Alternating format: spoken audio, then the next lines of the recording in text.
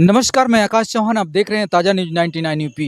दोस्तों, आज हमारे साथ जो शख्स बैठे हुए हैं, नाम के बिल्कुल मोहताज नहीं हैं, जो हज़ारों लाखों दिलों पे ये राज करते हैं।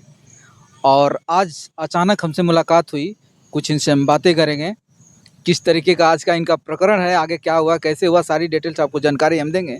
तो आइए मिलाते हैं। ताज़ा न्यूज़ में स्वागत है सर। बहुत बहुत धन्यवाद आकाश जी, आपका ताज़ा न्यूज़ के सारे दर्शकों को जी। बहुत बहुत धन्यवाद। और सबको मेरी शुभकामनाएं कि आप लोग ताज़ा न्यूज़ देखते रहें जी, और ताज़ा ताज़ा न्यूज़ आकाश जी परोसते रहें। जी, जी।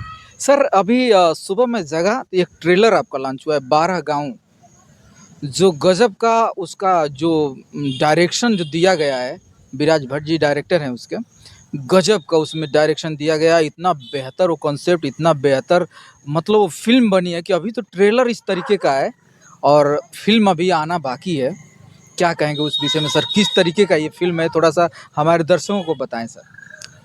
देखिए, ये तो बेसिकली 12 गाँव जो है नेपाली फ़िल्म है जी, और इसके निर्देशक और निर्माता जो हैं विराज भट्ट जी हैं, जो भोजपुरी के बहुत ही बड़े सुपरस्टार रहे हैं। यहाँ पे भोजपुरी में भी अपना सिक्का जमाया। जी, जी। लेकिन ये फ़िल्म का ट्रेलर का रिलीज़ हुआ, मैंने भी देखा, तो वाक़ई में बहुत ही डिफरेंट किस्म की फ़िल्म बनी है और बहुत ही अच्छी फ़िल्म बनी है। उसका आप देखिए, एक-एक एंगल, एक-एक चीज़ें इतनी साउथ जैसे। बिल जैसे क्या तुलना, अपने आप में एक तोप बनाया उन्होंने, इसमें दो राय नहीं है। जी, और मैं बहुत धन्यवाद देना चाहूँगा विराज भाई को कि कम से कम उन्होंने मुझे इंडिया से बुलाया और कहा कि नहीं, आपके लिए एक कैरेक्टर है, आपको करना है। जी। मैंने कहा ठीक है, मैं आता हूँ। अच्छा, अच्छा। तो मैं गया हुँ, और इतनी अच्छी स्पीड पे उन लोगों ने काम किया है ना, इतना अच्छे से काम किया है, इतना प्रोफ़ेशनली काम किया है जी, कि मेरा दिल खुश हो गया। काश ये लोग, जो हमारी इंडस्ट्री के लोग हैं, जो भोजपुरी इंडस्ट्री के लोग हैं, उन जैसे लोगों से ज़रा सीखते कि जी। काम की वैल्यू क्या होती है, काम की तरीके क्या होते हैं।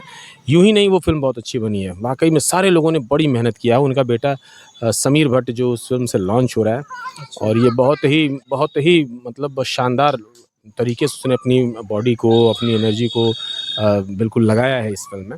जी। और उसका तो परिणाम आप देख ही रहे हैं, वो तो बहुत बिल्कुल, ज़बरदस्त है। क्योंकि इतना उसमें एक्शन है, फाइट वगैरह इतना ज़बरदस्त तरीके से बनाया गया कि बहुत ही अच्छा लगा। अचानक मुलाकात हुई तो मैं सोचा आज उस पे थोड़ा-सा चर्चा हो जाए। अच्छा सर, जो भी उसका लोकेशन है, कहाँ का है? सब सब नेपाल का है, नेपाल का ही है अक्सर लोकेशन। और अच्छा। 1-2 लोकेशन गाने का जो है थोड़ा-सा अलग से यूज़ किया उन्होंने, बाकी सब नेपाल का है। थोड़ा देखिए, अभी तो मुझे पता नहीं था कि सिर्फ़ मैं सोच रहा था कि सिर्फ़ आप हिंदी फ़िल्में करते हैं। हालाँकि आज मुझे पता चला कि हिंदी, भोजपुरी और ये नेपाली फ़िल्में भी करते हैं और इसके अलावा भी कुछ करते हैं। नहीं, देखिए, सिनेमा सिनेमा होता है, अभिनय जो होता है एक ही होता है, चाहे वो किसी भी भाषा में किया जाए। जी। भाषा के दायरे में अभिनय को बाँधा नहीं जा सकता। हम भोजपुरी भी कर रहे हैं, हिंदी भी कर रहे हैं, एक आध बार बांग्ला भी ट्राई किया हमने, किया हुआ है छोटा-मोटा। फिर जी। उसके बाद अभी नेपाली इन्होंने कहा तो हम किए। तो ये भाषा के दायरे में अभिनय को बाँधा नहीं जा सकता। किसी भी भाषा की फ़िल्म मिलेगी, तमिल, तेलुगु, कन्नड़, मैं सब करने के लिए तैयार हूँ। मैं तो एक्टर हूँ। एक्टर किसी भाषा का नहीं होता है, एक्टर तो एक्टर होता है। अब उसको जहाँ आप लगाएँगे वो अपनी ईमानदारी से काम करेगा, ये मेरी ज़िम्मेदारी होती है। बिल्कुल, बात सही है सर, लेकिन एक्चुअली होता क्या है कि आपके अंदर इतनी भाषाओं को समझने की क्षमता है। बहुत ऐसे कलाकार हैं जो 1-2 भाषा के अलावा नहीं समझ पाते हैं। नहीं, ऐसा भी है? क्षमता बन जाती है। जब हम परिवेश में ढलते हैं तो अपने आप क्षमता जो है बढ़ जाती है, क्षमता बन जाती है। क्षमता पहले किसी के पास नहीं होती है। जी। लेकिन जब हम उस परिवेश में, उस भाषाई ज्ञान के तरफ बढ़ते हैं, जब आप उस भाषा में काम करते हैं, तो वो चीज़ें अपने आप डेवलप होती हैं और धीरे-धीरे डेवलप हो ही जाती हैं। जी, जी। जी। अच्छा सर, मैं एक बात और जानना चाह रहा हूँ कि जो पहली आपकी फ़िल्म थी जिससे आपको नाम मिला, लोग जाने में, वो कौन-सी फ़िल्म थी आप जो किए थे? पहली जो प्रदर्शित फ़िल्म थी वो नथुनिया पे गोली मारी थी। अजय श्रीवास्तव उसके डायरेक्टर हैं। मैं उनको बहुत ही इसलिए उनको बहुत सम्मान करता हूँ कि उन्होंने मेरी शुरुआती दौर में जो मदद किया वो अतुलनीय है। और इन्होंने मेरी प्रतिभा को पहचाना और फिर आकर के आगे उन्होंने तेरे नाम में मुझे एक डिफरेंट कैरेक्टर दिया। और बहुत ही ज़बरदस्त डायरेक्टर हैं वो, इंसान भी बहुत अच्छे हैं। उन्होंने मेरे लिए बहुत बड़ा अपॉर्च्युनिटी, अवसर दिया था। जी, जी। सर, आज हम लोग मऊ में हैं और हमें लगता है कि शायद मऊ से ही आपको पहचान मिली थी और हम लोग ऐसे स्थान पे हैं जो काफ़ी खूबसूरत आज बन चुका है ये, जो गाय घाट के नाम से जाना जाता है, ढेकुलिया घाट है। और बड़ी सौभाग्य की बात है कि ऐसे जगह हम लोग आज मुलाकात हुई। इस मऊ ज़िला के लिए क्या कहेंगे? सही है, मऊ जनपद जो है मेरी कर्म भूमि है। जी। और दूरदर्शन जब 98 में यहाँ पे खुला था तब से मैं लेकर के बहुत दिनों तक यहाँ पे काम करता रहा। जी, यहाँ से मेरा घर लगभग 40 से 45 किलोमीटर दूर है, 50 मान लीजिए लगभग। जी। वहाँ से मैं साइकिल से चला आता था और दूरदर्शन यही नसोपुर एक गाँव है, तो जहाँ पे शूटिंग हुआ करती थी दूरदर्शन की बहुत ज़्यादा। जी। तो वहाँ पे हम साइकिल से घर से चले आते थे और समय से आकर के शूट करके चले जाते थे। और मऊ मेरी कर्म भूमि रही है, बहुत समय भी मैंने बिताया है, बहुत सारा नेटवर्क यहाँ पे मेरा अपने जो हमारे आर्टिस्ट ग्रुप का है, बहुत सारे आर्टिस्ट लोग हैं यहाँ पे। जब भी मैं आता हूँ उनसे मिलने-जुलने की आज भी मेरा बस मन था कि मैं चलूँ सबसे मिलूँ-जुलूँ। कुछ लोगों से मुलाकात हुई है, कुछ लोगों से नहीं हुई है, तब तक अचानक आपसे मुलाकात हो गई। आप लोगों ने ये किया। और दूसरी बात है कि मऊ जब दूरदर्शन खुला तब से और आज तक मतलब यहाँ बहुत सारे आर्टिस्टों को उन्होंने जगह दिया, दूरदर्शन ने बहुत सारा काम किया। कोई दिक्कत नहीं हुई, लेकिन कुछ लोग बहुत आगे बढ़ पाए, कुछ लोग नहीं बढ़ पाए। तो मैं जो लोग नहीं बढ़ पाए हैं उनको भी मैं हमेशा ये प्रोत्साहन देते रहता हूँ कि कल आपका भी दिन आएगा। तो मऊ मेरी कर्म भूमि रही है और इसको मैं बहुत सम्मान करता हूँ, बहुत आदर करता हूँ। बहुत सारी यादें, बहुत सारी मतलब चीज़ें यहाँ से जुड़ी हुई हैं हमारी। अच्छा सर, प्रोफ़ेशन की दुनिया की मैं बात करना चाहूँगा। जैसे मान लीजिए आज हमारी भोजपुरी ऐसी बन रही है कि साथ फ़ैमिली के साथ देखी नहीं जा सकती। वहीं आप नेपाली जो फ़िल्म किए हैं, नेपाल में कैसा प्रकरण है फ़िल्मों का? जैसे भोजपुरी बनती है वैसे नेपाल में भी कुछ ऐसा है क्या? देखिए, हर भाषा में हर तरह की फ़िल्में बनती हैं, चाहे हिंदी हो, चाहे भोजपुरी हो, पारिवारिक होती हैं, एक्शन होती हैं, रोमांटिक होती हैं, सारी फ़िल्में। पहले तो भोजपुरी का जवाब दूँ, भोजपुरी अब उस स्थिति में है कि पूरे परिवार के साथ आप बैठ के देख सकते हैं। अभी आप चैनल खोलेंगे, तो बीसों मेरी ऐसी फ़िल्में हैं जो आज की तारीख में टीवी पे रन कर रही हैं। कोई भी ऐसी फ़िल्म आप देख कर के ये नहीं कह सकते कि इसमें कोई वल्गैरिटी है, चाहे कोई ऐसी चीज़ है। इस समय जो चैनल के लोगों ने काम करना शुरू किया है, तो इस चीज़ पे बहुत ध्यान दिया है कि कल्चर बिल्कुल मरने ना पाए भोजपुरी का और काफ़ी मेहनत से वो लोग काम भी कर रहे हैं।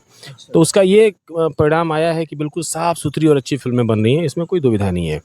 रही बात नेपाली की, तो नेपाली फ़िल्मों में भी एक्शन है, ड्रामा है, रोमांस है, थोड़ा-सा हर सिनेमा में जैसा होता है कैटेगरीज़ है, तो वहाँ पे भी कैटेगरीज़ है। 12 गाँव की बात है तो 12 गाँव एक एक्शन मूवीज़ है और बहुत ही एक संवेदना से जुड़ी हुई चीज़ है। तो आप जब देखेंगे उसको समझ पाएँगे। तो बहुत वल्गैरिटी हर जगह है और नहीं है, लेकिन भोजपुरी में इस समय वल्गैरिटी कम हुई है। अपने परिवार के साथ आप फ़िल्में देखना शुरू कर सकते हैं और देख भी रहे हैं लोग, अच्छा मिल रहा है, प्यार मिल रहा है। जी, जी। सर अभी एक और मुझे बात बताइए, जैसे अभी मैं देख पा रहा हूँ, कई फ़िल्में मैं भी आपका देखा और टीवी पे लगातार आपका जो फ़िल्में हैं काफ़ी छाए हुए हैं। बार-बार कहीं न कहीं आपका टीवी पे आ ही जा रहा है। 2 दिन पे, 4 दिन पे, 1 दिन पे मतलब कंटिन्यूटी बनी हुई है।